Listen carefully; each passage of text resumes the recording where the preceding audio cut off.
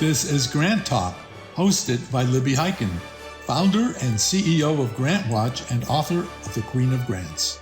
Hi, everybody. I'm Libby Hikind, founder and CEO of GrantWatch.com and the author of The Queen of Grants, and I am your host today on GrantTalk. Before we begin, I want to ask you to click that button that says subscribe below so that we can bring you more of these podcasts right to your computer. I'm so happy to be here today with Laura Douglas, and she is the grant program manager for the Arthritis National Research Foundation, known as ANRF in Los Angeles, California. But Laura is in New York, right? Is that correct? Okay. What we want to find out today is about applying for fellowships, right? That's what your organization does. And I think you're the first time we've interviewed someone that represents an organization that provides fellowships. So tell me, Laura, and tell our audience, what is a fellowship? Well, a fellowship is generally a training program for a researcher or a medical doctor who is looking to kind of specialize in a certain area. So they would have already have their MD, they'd be out, they wouldn't be a resident, or they would, where would they be in their career? It depends. There's several different opportunities to receive fellowships throughout the course of a researcher or a medical doctor's career. The fellowship that we provide at ANRF is a post-MD fellowship, so they're kind of working through their research project. They would be a clinical researcher, so they're doing doctoral work in the clinic with patients as well as doing research, bench research on the side. And so we provide this opportunity for them to receive some funding for their research as well as get mentorship opportunities through their own mentorship channels. And their research would be in what area? So we provide grant funding to arthritis and related autoimmune disease research. That could be lupus, that could be Sjogren's disease, scleroderma, Vexus is another one we've started funding since its discovery very recently. Anything that's kind of related to that joint rheumatic disease kind of area. Because the joints and the autoimmune are very related, right? Yes, they can get very intertwined with each other. And the swelling of the joints lets you know that there's something going on. Yeah. Is that? It's certainly an indicator. Mm-hmm. And, okay, so what happens? A physician, right? A physician is now going to apply for a grant, a fellowship with you. Mm-hmm. And what's the process? Yeah, absolutely. It's a great question. So our grant RFP is released in the fall. We would have them submit an application by our due date of January 9th. Then their application would go through a 5-stage review process with us. So we do a quick administrative review just to make sure that the application meets the policies required. Then our scientific advisory board, which is made up of very esteemed members of the rheumatic disease community, would do a quick, we call it a triage review. It's kind of a quick bird's eye review of their application just to make sure that it makes sense, that it's pretty competitive amongst their peers, and that it is aligning with our mission. Then the applications that pass that review will go ahead into a full review. We need more adjectives for review, I suppose.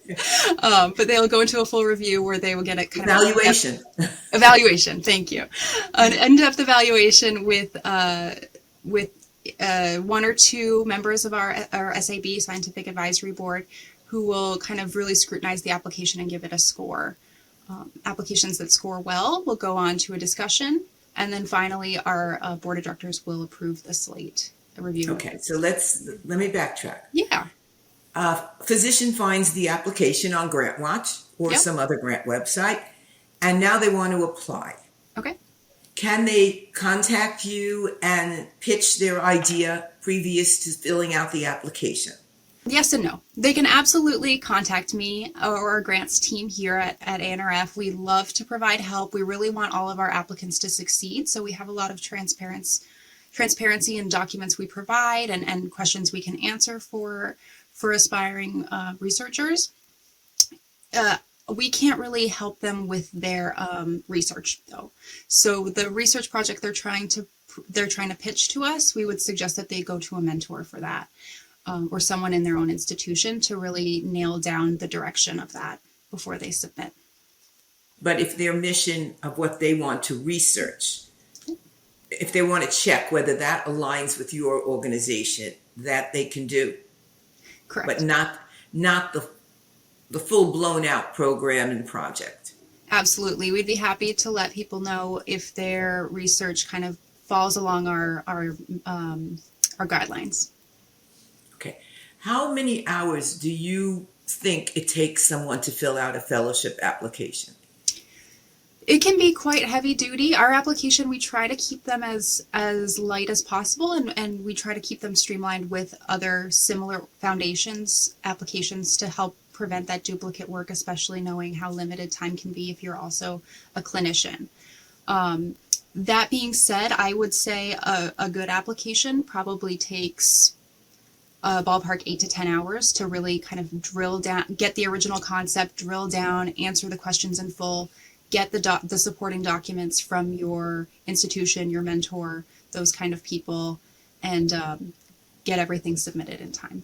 What kind of money are we talking about? What could they be applying for? What's the range? That's a great question. So our fellowship grant is $50,000 over 1 year. However, we do have grants that go up to $250,000 over 2 years.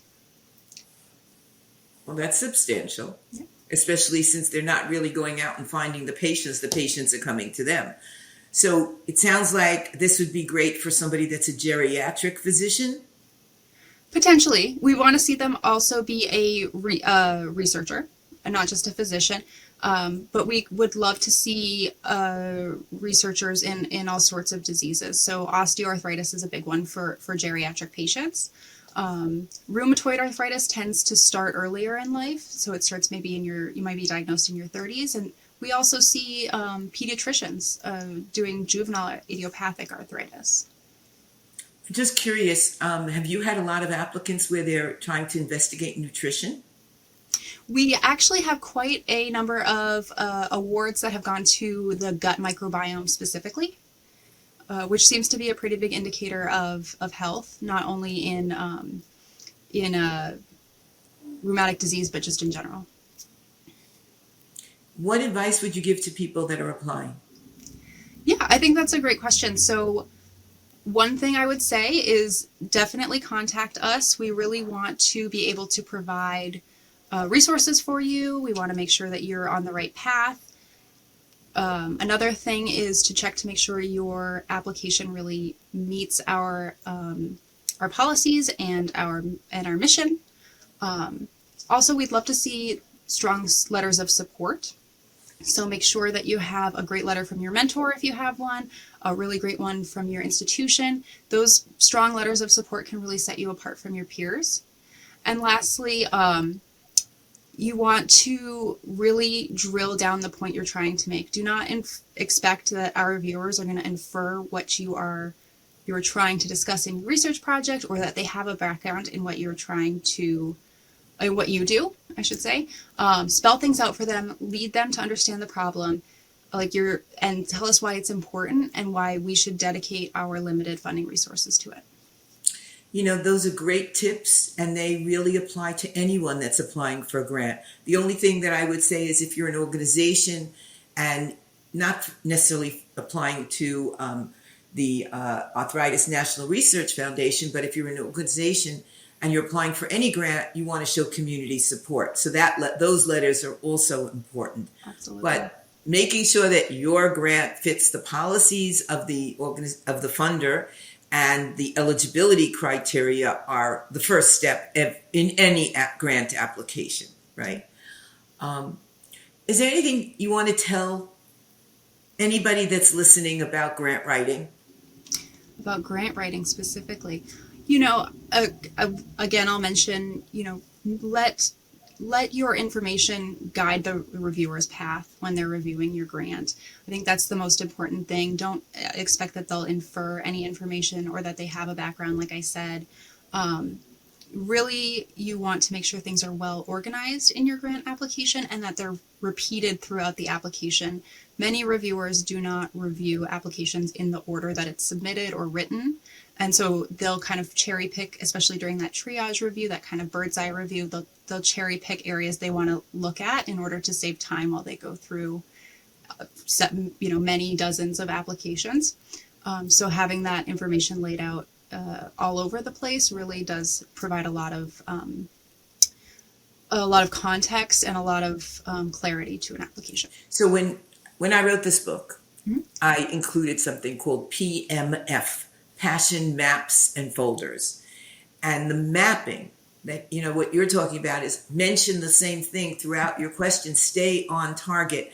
That's what I have here, because you have your needs, your goals, your objectives, your activities, your evaluation.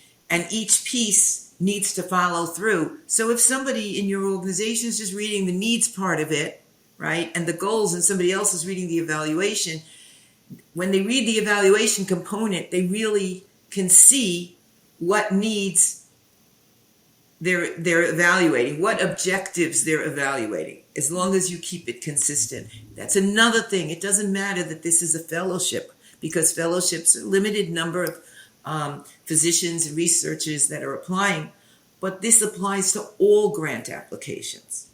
Yeah. And that's what I see. And where does your funding come from? That's a great question. Our funding predominantly comes from grassroots donors. A lot of our applications, our donations are from either family foundations. They can be from recurring or individual gifts. End of life gifts is a big one. We also do have some corporate sponsorships for some patient-facing activities we provide, like webinars, fact sheets. Our symposium also generates some funding for us, and it's also a grant benefit for our fellows and our grantees. Do you have any training that you provide that's on your website? We have some, in terms of grant writing, we do have quite a few documents that are available to help provide guide the grant writing process. We also do provide a patient-facing resources, so webinars they can learn, so people can learn a little bit more about the rheumatic diseases. We also, to our grantees, have a pretty robust alumni program, which does provide quite a bit of professional development training, as well as resources for networking and research sharing. And what's your website? Our website is curearthritis.org. I love it. I love it. It's right out there. It tells you exactly what you're doing. And I can understand why people will fund your organization, because if they're suffering from it, they want to see a cure. They want the research to happen. So you can go on that website. I'm sure there's probably a donate button as well somewhere, right? And there's a lot of valuable information that you just received. Click that subscribe button below. We're going to put the URLs underneath. If you have a question and you write it there, we'll send it off to the organization, and they can also see it and tell us what answer we should provide. Fellowships are a great way to continue the research from med school that you've done there and bring something, fix the world, because we need great researchers that are helping move the science, right? Absolutely. Rheumatic disease research is pretty limited, as well as doctors available in the United States. There are 24 adult rheumatologists for every 1 million people in the United States, and there are only 3 juvenile pediatric rheumatologists for every 1 million children in the United States. There's a severe dearth of that resource for people who need it, and so it's very important that we get more rheumatologists in the field, and that we try to get them doing research, get them treating patients, so that they can provide resources and hopefully make people's lives better. Well, you've heard it here. All the students in med school, if you're wondering what field you should go into, there's an opening, right? Absolutely. Generations are getting older, and we need to see more doctors to support them. And then there's support for your research from organizations like this. Thank you so much, Laura. I really appreciate your time this morning. And just as an aside, have you received a lot of grant applications because your grants have been on GrantWatch? Absolutely, yeah. GrantWatch has been a fantastic opportunity to help us push our grant information to a wider audience. And it allows us to get benefits to the people who really could use it most. Thank you so much. Thank you for tuning in to GrantTalk, powered by GrantWatch. Don't forget to like, comment, and subscribe to this GrantWatch channel for more GrantTalk interviews. Subscribe to GrantWatch.com for full access to thousands of currently available grants. Find the books, The Queen of Grants, and Libby's newest book, The Queen of Grants 2, by going to GrantWatch.com/book. Thank you again for spending your time with us.